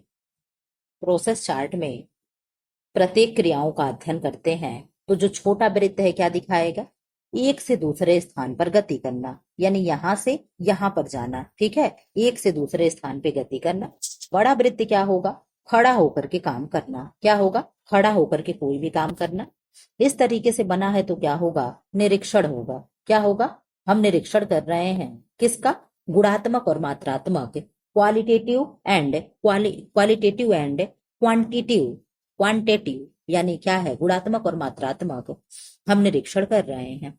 ट्रायंगल बना है तो क्या है, ऊपर ही आप लोगों ने बताया कि काम में बाधा उत्पन्न करना, क्या है, काम में बाधा आ चुका है, ठीक है। इस तरीके से है तो क्या है, क्रिया व गति दोनों एक साथ हो रही है, यानी हम हाथ में लहसुन लिए हैं, छिल रहे हैं, और हम यहाँ पे चल करके थाली लेने जा रहे हैं, ठीक है, क्या लेने जा रहे हैं, थाली लेने जा रहे हैं, या कुछ भी हम करने जा रहे हैं, हाथ में लहसुन भी छिल रहे हैं और यहाँ पे हम कोई काम भी कर रहे हैं, तो ये क्या होगा, क्रिया और गति एक साथ साथ होगा, ठीक है, क्या होगा, क्रिया और गति साथ साथ होगा। अब आप बता दो, ऑपरेशन चार्ट में दोनों हाथों का अलग अलग अध्ययन करते हैं, किसमें, ऑपरेशन चार्ट में, ऑपरेशन चार्ट में दोनों हाथों का अलग अलग अध्ययन करते हैं, ठीक। उसमें भी वृत्त होता है, छोटा वृत्त होगा, फिर बड़ा वृत्त होगा, फिर ट्रायंगल होगा। इन सब का मतलब बता दो, इन तीनों में। तो आपने कहा मैम छोटे वृत्त का मतलब होगा कि भुजाओं का अध्ययन हम करेंगे, किसका, भुजाओं का, यानी हाथों का। जैसा कि आप जानते हो कि ऑपरेशन चार्ट में हम दोनों हाथों का अध्ययन करते हैं। मैंने ट्रिक बताया है कि ऑपरेशन दोनों हाथों से होता है कि नहीं होता है, तो बिल्कुल होगा। एक हाथ से हम ऑपरेशन नहीं कर पाएंगे, अगर कर भी लेंगे तो सिलाई नहीं कर पाएंगे, क्यों, है कि नहीं है। तो क्या होगा, ऑपरेशन हम दोनों हाथों से करते हैं, तो छोटा वृत्त क्या कह रहा है, भुजाओं का अध्ययन करेंगे। बड़ा वृत्त क्या कह रहा है कि हम केवल उंगली का अध्ययन करेंगे, किसकी, उंगली का अध्ययन करेंगे कि आपकी उंगलियों में कितना आलस्य है, ठीक है। और फिर ट्रायंगल क्या करेगा, भुजा और उंगली दोनों का अध्ययन कौन करता है, तो ये ट्रायंगल करता है। इस तरीके से कहीं आप बना करके रख लेना, क्या रख लेना, ये सारे चीज रख लेना।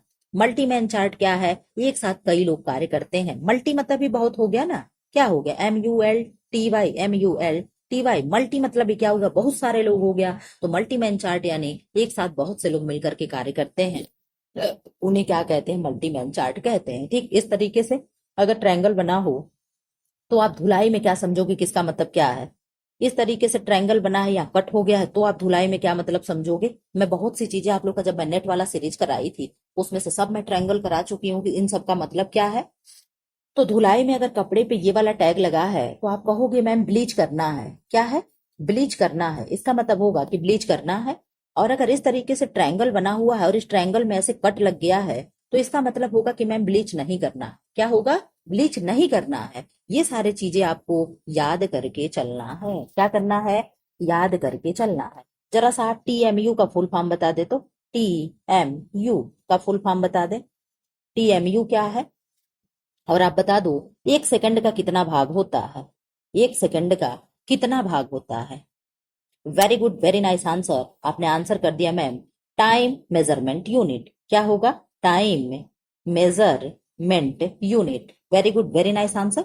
एक सेकंड में मैम 0.36वां भाग होता है, कितना भाग होगा, 0.36वां भाग होगा, कितने का, एक सेकंड का, ठीक है। इस तरीके से भी आपको पढ़ते चलना है, ठीक है, क्या, इस तरीके से भी आपको इर्द गिर्द की चीजें भी पढ़ते चलना है, ठीक है।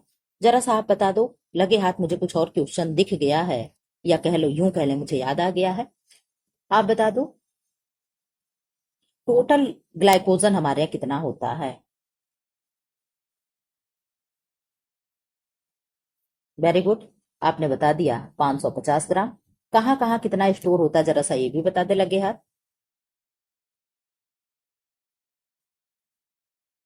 तो आपने बता दिया मैम, देखो कहीं कहीं टोटल ग्लाइकोजन 600 देता है, ठीक, और कहीं कहीं 550 देता है। ज्यादा जगह आपको 550 मिलेगा, रियर केस में आपको 600 मिलेगा। तो 600 होगा तो आप कैसे बंटवारा करोगे, 600 होगा तो 250 ग्राम आप कह दोगे लीवर में, कहा, लीवर में।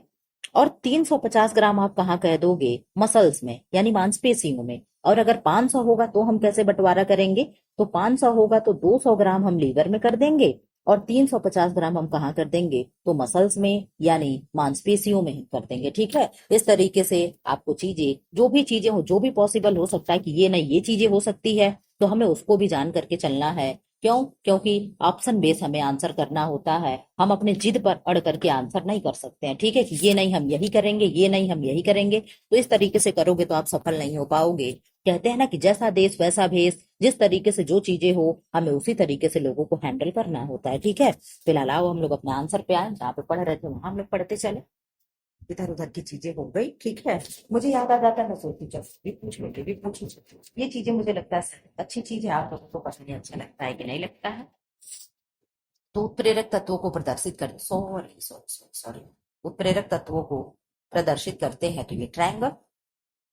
ग्रास और क्रैंडल ने स्तर के दो प्रकार बताए हैं, परंपरागत स्तर और परिवर्तनशील स्तर। परंपरागत यानी जो वही घिसी पिटी हमारे बाप दादा के जमाने से चली आ रही है, कि औरतें हैं घर में रहेंगी, बाहर नहीं निकलना है, ये नहीं वो नहीं, पर्दा करके रहेंगी, ये करेंगी। और परिवर्तनशील जमाना क्या हो गया कि हम आदमियों के कंधे से कंधा मिला करके चलेंगे, हम भी समाज में जाएंगे, हम भी नौकरी करेंगे, हम भी जींस टी शर्ट पहनेंगे। ये चीजें क्या हो गई? परंपरा परिवर्तनशील स्तर हो गया, ठीक है। ये सारी चीजें फिर फटाफट जितना फोटो खींचे वो तो पढ़ाते हैं, इधर उधर की चीजें ना लेकर के। माइटोकॉन्ड्रिया के किस भाग में एटीपी का निर्माण होता है? पहले तो आप एटीपी का फुल फॉर्म बता दो, किसका? एटीपी का आप फुल फॉर्म बता दें तो क्या होगा? F1, F1 कोड यानी ऑक्सीसोम, आप बता दो।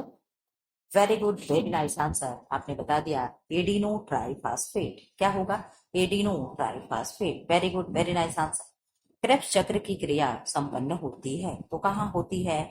माइटोकांड्रिया की मैट्रिक्स में होती है। कहाँ होगी? माइटोकांड्रिया तो आप लोग जानते हो, लेकिन उसके भी अंदर अगर घुसोगे तो कहाँ होगी? मैट्रिक्स में होगी, माइटोकांड्रिया की मैट्रिक्स में होगी।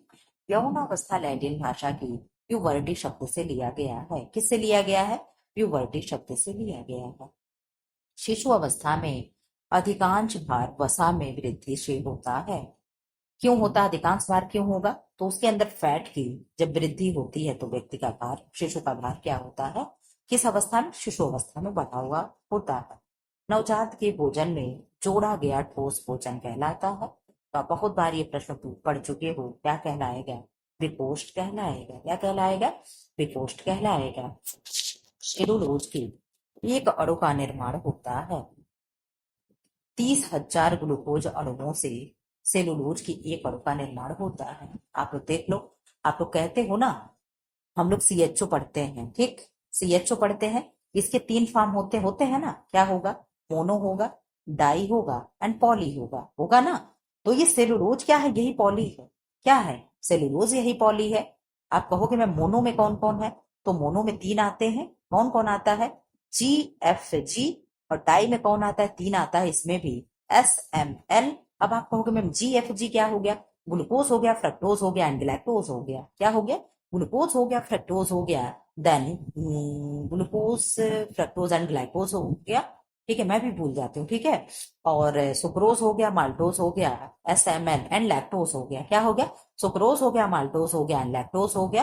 फिर पॉलीसेकेराइड में क्या क्या होता है? सेलुलोज होगा, हेमिसेलुलोज होगा, पैक्टीन होगा, स्टार्च होगा। ये सारी चीजें किसमें आ जाती हैं? पॉलीसेकेराइड में आ जाती हैं। इस तरीके से हम लोग सीएचओ के तीनों प्रकार भी वो पढ़ लिए, ठीक। अब यहाँ पे देख लो, शर्करा यानी सीएचओ के प्रकार हैं।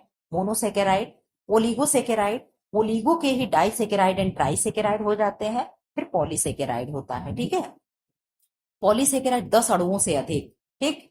डाइसेकेराइड 2 अणु, ट्राइसेकेराइड 3 अणु, ट्राइस 3, और पेंटो से 5, ये सब शब्द होते हैं, पेंटो से 5, और पायरोडॉक्सिन से 6। इस तरीके से भी कुछ शब्द होते हैं जो हमें पकड़ करके चलना होता है। हम कहते हैं ना, आप टर्मिनोलॉजी पे थोड़ा सा ध्यान दे दो तो 8-10 क्वेश्चन आपको टर्मिनोलॉजी बेस ही सही हो जाते हैं। अगर आपको बिल्कुल भी जीरो भी नहीं मालूम है, अगर आप इस तरीके से ट्राई देख लोगे, ट्राई कहीं भी लिखा हो, और अगर अंकों में 3 आपको आंसर दिख रहा हो तो आप तुरंत 3 को क्या करोगे? ट्राई के साथ जोड़ दोगे।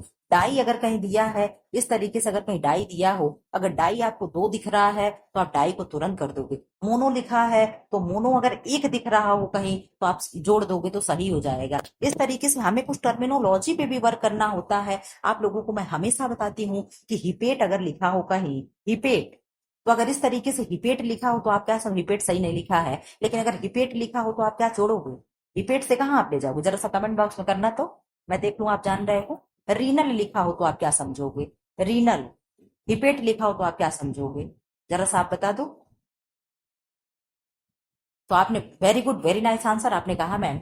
अगर हिपेट लिखा हो तो हम लीवर के साथ ले जाएंगे, कहाँ ले जाएंगे, लीवर के साथ ले जाएंगे। अगर रीनल लिखा हो तो हम कहाँ ले जाएंगे, हम किडनी के साथ जोड़ेंगे, किसके साथ, हम किडनी के साथ जोड़ेंगे। ये सब शब्द होते हैं, टर्मिनोलॉजी होता है। मैं कहती हूँ इसको पकड़ करके रख लो, तो ये चीजें आपको बिगड़ा हुआ क्वेश्चन भी सही करा देगा। लेकिन पता नहीं आप लोगों को याद होता है कि नहीं होता है, मैं ऐसे ही बोलती चली जाती हूँ। बहुत रेयर केस में कोई ऐसा वीडियो जाता होगा जहां पे मैं ये सारी चीजें रिवाइज ना करा दूं।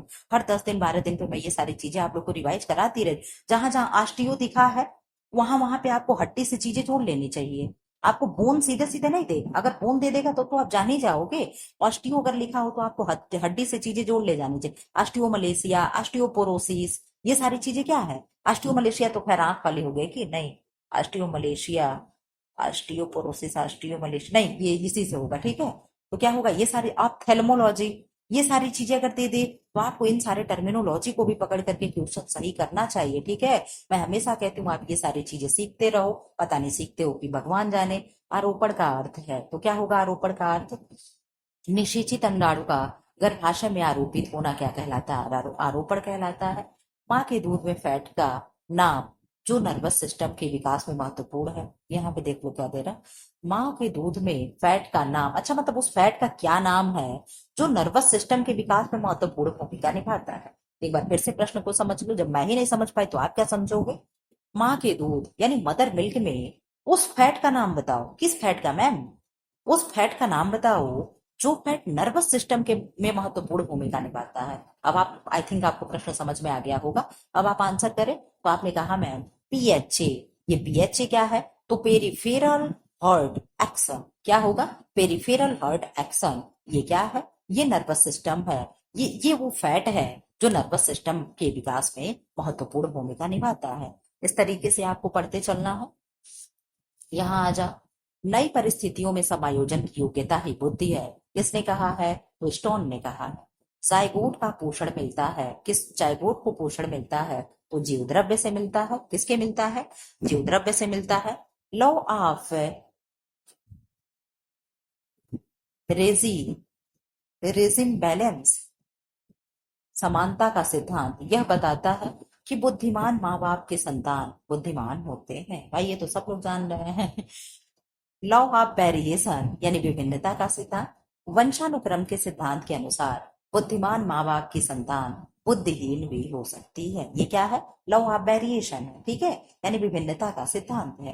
प्राकृतिक प्रसव को कहते हैं, क्या कहेंगे, क्या कहेंगे, स्पेंटेंसियस बर्थ, ठीक है, इसको कहेंगे। बर्थ बहुत प्रकार के होते हैं, इंस्ट्रूमेंटल बर्थ बर्थ होता है, नेचुरल बर्थ होता है, और पता नहीं कौन सा इस तरीके से कोई मशीन होती है, ऐसे लगा करके सिर पे बच्चे को खींच लिया जाता है, ये भी कोई बर्थ होता है, ठीक, मतलब बहुत प्रकार के बर्थ होते हैं। मैंने सब करा रखा है, आप कहोगे मैम कहाँ है, यही प्लेलिस्ट लगा करके इसी चैनल पे मैंने बना रखा है, प्रसव रसव से करके आप जा करके वहां पे देख सकते, बहुत ही डीप मैंने बुक से पढ़ाया है। आप लोग पढ़ते ही नहीं है तो क्या फायदा। प्लेसेंटा एक्रीटा क्या है, प्लेसेंटा एक्रीटा क्या है, जब प्लेसेंटा गर्भाशय की दीवार से काफी गहराई तक प्रत्यारोपित हो जाता है तो उसे क्या कहते हैं, प्लेसेंटा एक्रीटा कहते हैं। जल्दी जल्दी आप लोग कर लो, 1 घंटा 3 मिनट हो गया। मुझे अभी आप लोग का संडे वाला क्लास देखेंगे, हो सकता है आज शूट कर दो क्योंकि उधर मेरे पास टाइम नहीं है, बहुत बिजी शेड्यूल जाने वाला, अभी स्कूल में भी मेरा बहुत काम पेंडिंग पड़ा हुआ है, ठीक है, तो हो सकता है मैं आज ही शूट कर लूँ। नवजात यानी नियोनेट किस भाषा का शब्द है, तो ग्रीक, ग्रीक भाषा के कौन से शब्द से बना है, नियोज शब्द से बना है। समरूपी जुड़वा बच्चे का जन्म होगा कब, जब एक अंडाणु गर्भित हो तथा कोशिका विभाजन के समय कोश अलग हुआ हो, तब क्या होते हैं, समरूपी जुड़वा बच्चे होते हैं, ठीक।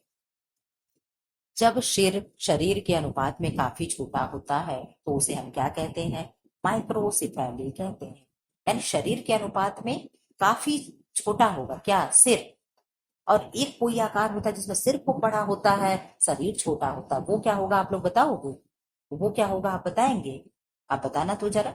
महिलाओं में यौवनारंभा की शुरुआत सबसे पहले चिन्हित की जाती है थैलार्चे से, मैंने कहा ना ये सारे शब्द होते हैं, थैलार्चे हो गया, मेनार्की हो गया, मेनोपॉज हो गया, और मेंस्ट्रुएशनल चक्र हो गया, मुझे बोलने नहीं आता है, ठीक है। तो ये सारी चीजें हो गई, ये शब्दों को पकड़ के रखना। तो थैलार्चे क्या है, दुग्ध ग्रंथि का यानी स्तन ग्रंथि का विकास जो 9 वर्ष से शुरू होता है, यही क्या कहलाता है?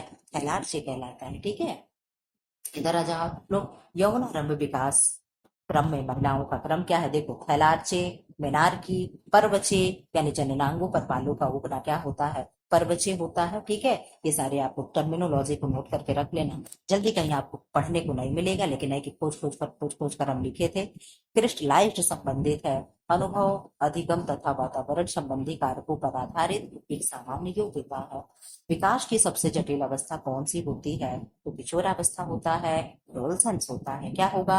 एडोलसेंस होगा। वाकई ये बहुत जटिल अवस्था होती है। कभी तो आप कहते हो बच्चा कंफ्यूज रहता है, कभी तो आप कहते हो कि तुम इतने बड़े हो गए, तुम्हें ये तमीज नहीं, तुमने भाई को मार दिया, तुमने अपने बहन को मार दिया, घर ऐसा गंदा कर दिया, ये कर दिया, वो कर दिया, और अगले ही पर कोई अगर वो डिसीजन, तुम इतने भी बड़े नहीं हो गए कि ये डिसीजन ले लो, बच्चे हो, बच्चे की तरह रहो, तो वो ऑलरेडी कंफ्यूज रहता है कि क्या मैं सच में बड़ा हूँ, मैं बच्चा हूँ, मैं क्या हूँ, मैं हूं तो हूँ क्या?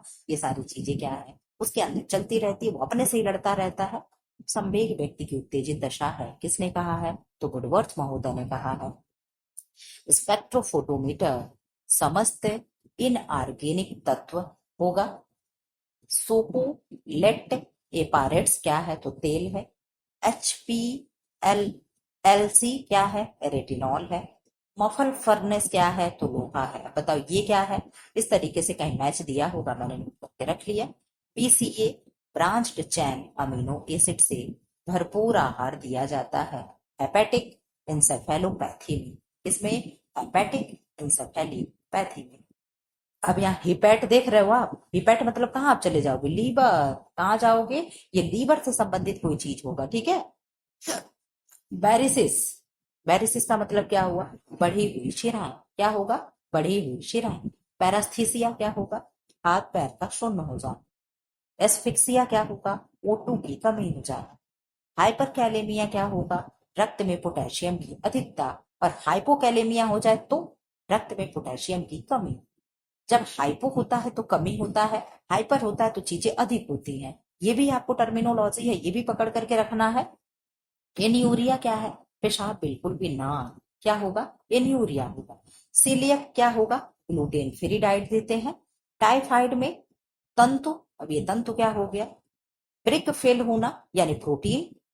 अच्छा, यहाँ पे मतलब चीजें वर्जित होनी चाहिए। ठीक है, सीलियक के रोगी को ग्लूटीन नहीं देंगे, टाइफाइड में तंतु नहीं देंगे, ब्रिक का फेल होना तो प्रोटीन नहीं देंगे। अगर किडनी किसी की फेल हो गई, किडनी फेल्योर, किडनी में प्रोटीन बिल्कुल भी लो कर देते हैं या तो बैन कर देते हैं। ठीक है। एथेरोस्क्लेरोसिस यानी एथेरोस्क्लेरोसिस में क्या करेंगे? हार्ट का अगर कोई पेशेंट है तो सैचुरेटेड वसा युक्त एसिड नहीं देंगे। सैचुरेटेड एंड अनसेचुरेटेड होता है, आप लोग जानते हो। संतृप्त एंड असंतृप्त होता है। संतृप्त के क्या उदाहरण है, जरा सा आप लोग बता दोगे? संतृप्त क्या है? जो चीजें रूम टेम्परेचर पे 20 डिग्री सेल्सियस पे जम जाए वो क्या होता है? संतृप्त होता है, संतृप्त वसा होगा। और जो जमता नहीं है वो असंतृप्त होगा, यानी सेचुरेटेड होगा। जो नहीं जमता है वो अनसेचुरेटेड होगा। तो जो नहीं जमता वो क्या है? सरसों का तेल हो गया। जो जमता है वनस्पति घी हो गया, और घी हो गया, डालडा हो गया, ये सारी चीजें, कोकोनट ऑयल हो गया, ये सब क्या हो गए? सेचुरेटेड हो गया। ठीक है। इस तरीके से भी आपको जानना। मूफा होता है, प्यूफा होता है। कौन म्यूफा के एग्जाम्पल है, कौन प्यूफा के? चाहो तो आप लिख सकते हो। म्यूफा अच्छा होता है कि प्यूफा अच्छा होता है? आप कहोगे मैं म्यूफा क्या होता है, तो म्यूफा का मैं फुल फॉर्म बता दूं। Mono unsaturated fatty acid. और प्यूफा होगा तो PUFA poly unsaturated fatty acid. ठीक है। सबका आप एग्जाम्पल अगर चाहो तो एक एक दो दो लिख सकते हो कि मोनो का क्या है एग्जाम्पल, अरे मूफा का, पूफा बेस्ट है कि मूफा बेस्ट है। ये सारी चीजें भी आपको पढ़ना है। ओमेगा 3 क्या है, ओमेगा 6 क्या है, और ओमेगा 9 क्या है, ये सारी चीजें भी आपको जानना है। मैंने बहुत पहले रिवाइज कराया था। कब? जब आप लोग का पीजीटी का एग्जाम जून उनमें होने वाला था, जून या जुलाई में, तभी मैंने रिवाइज कराया था। आप लोग कहोगे तो मैं इधर भी किसी दिन रिवाइज करा दूंगी। क्लास तो चैनल पे अपलोड है, लेकिन आपको देखना ही नहीं है, क्या फायदा। और यकृत में क्या नहीं देंगे? तो वसा वाली चीजें, ये सारी चीजें नहीं देते हैं। ठीक है। इधर आ जाओ। खैर अब जी यहाँ पे चीजें खत्म हो गई। फिलहाल आप लोगों का 1 घंटा 8 मिनट में वीडियो कंप्लीट हो गया। इसका यहाँ पे कितना क्वेश्चन है? 898 क्वेश्चन है। 1100 क्वेश्चन है तो 200 क्वेश्चन क्या होगा, हमें प्रैक्टिस सेट में करके मैं अपना हैंड रिटन नोट्स भी अगले वीडियो में क्या होगा, मैं समाप्त करने वाली हूँ। ये भी आपका वीडियो क्या होगा, ये भी नोट्स आपका कंप्लीट हो जाएगा। फिलहाल आप लोग मेरे साथ जुड़ करके तैयारी करना चाहते हो तो चैनल को सब्सक्राइब कर लें, बेल आइकन को प्रेस कर लें। जो आपको चाहिए आप मुझसे प्यार से पूछ सकते हो, मांग सकते हो, ठीक है, लेकिन कोई बदतमीजी नहीं, कोई शर्तें नहीं कि नहीं आज की आज ही चाहिए। आप लोग जानते हो मेरे पास समय का बहुत अभाव होता है, मैं आपके शर्तों पे कोई चीज नहीं कर सकती हूँ। हाँ, आज कहोगे हो सकता है 1 हफ्ते 2 दिन 4 दिन में मैं वो चीजें लगा सकती हूँ। फिलहाल आप लोग हो बहुत अच्छे है तो मैं जानती हूँ, ठीक है। आप लोग मेरे परिस्थिति को समझते हो, जैसे मैं आप लोग को समझती हूँ ऐसे आप लोग समझते हो, ये कुछ कहने वाली बात नहीं है, ठीक है। फिलहाल ऐसी वीडियो पाने के लिए चैनल को लाइक करें, शेयर करें, सब्सक्राइब करें। Thanks for watching.